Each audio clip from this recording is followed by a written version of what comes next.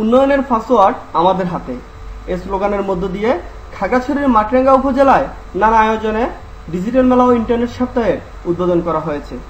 সকালে বিভিন্ন শিক্ষা প্রতিষ্ঠানের শিক্ষার্থী, রাজনৈতিক নেতৃবৃন্দ ও সুশীল সমাজের প্রতিনিধিদের উপস্থিতিতে মেলা প্রাঙ্গণ হয়ে ওঠে উৎসবমুখর। এবারের মেলায় অনলাইন নিউজ কর্নার, তথ্য কর্নার, স্বাস্থ্য কর্নার ও শিক্ষা কর্নার সহ মোট প্রায় 40টি স্টল অংশগ্রহণ করে। সকালে সংবাদকর্মীদের অনলাইন নিউজ কর্নারের উদ্বোধন করেন মাটিরাঙ্গা উপজেলা নির্বাহী কর্মকর্তা বি.এম. মশিউর রহমান।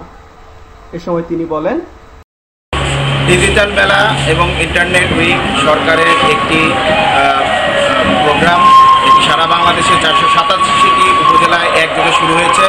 তারই অংশ হিসেবে মাটিরাঙ্গা উপজেলা প্রশাসন 2 দিনব্যাপী 10 এবং 11 সেপ্টেম্বর ডিজিটাল মেলা এবং ইন্টারনেট সপ্তাহ উদযাপন করতে যাচ্ছে। এই সপ্তাহ উদযাপন উপলক্ষে প্রশাসনের পক্ষ থেকে বিভিন্ন স্কুল কলেজে অনলাইনের ভিত্তিতে তারা যাতে ইমেইল এবং ফেসবুক আইডি খুলতে পারে তার ব্যবস্থা নেওয়া হয়েছে।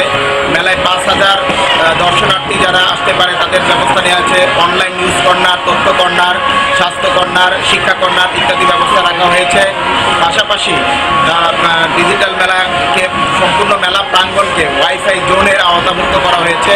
আমরা আশা করি যে আগামী ভবিষ্যৎ ছাত্রছাত্রীরা এই মেলার মাধ্যমে ইন্টারনেট সম্পর্কে আগ্রহী হয়ে উঠবে এবং তারা নতুন নতুন তথ্যের সাথে পরিচিত হবে এবং আগামী যে স্বপ্নের বাংলাদেশ, সোনার বাংলাদেশ, ডিজিটাল বাংলাদেশ বিনির্মাণে তারা ভূমিকা রাখবে।